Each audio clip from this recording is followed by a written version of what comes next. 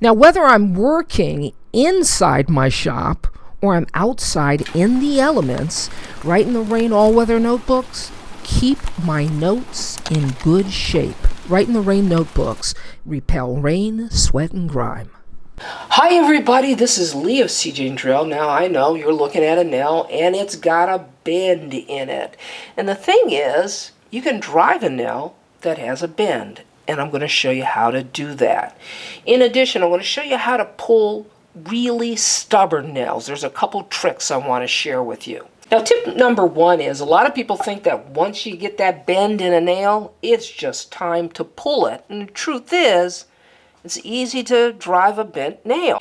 Now, you may think that it makes sense to hammer the nail from this side to like counter the bend. But actually, you want to strike the nail here on the same side the bend is. Let me show you.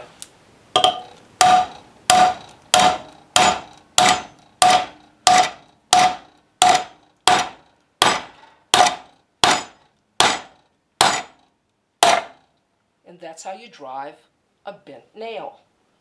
Now, tip number two is I'm going to show you how to pull a stubborn nail like this. It's not driven all the way in, but it's driven enough where pulling it is challenging.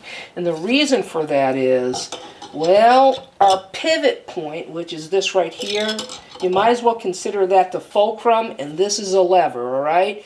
Our fulcrum's too far down to really be able to pull that nail out. So what you do is you can do a couple things. If you've got a 2x4 in the shop or wherever you're working, you just put a 2x4 up here and then you take that. And what that does is it gives you added leverage. It makes this nail really easy to pull out like that. Now I gotta tell you, sometimes you don't have a 2x4 handy. Well, if you got another hammer, a hammer will work just as well. Now if you don't have another hammer, guess what? Even in a pinch, I've used a screwdriver. Just anything to elevate the hammer high enough to really get a good grip on the head. Now here is tip number three.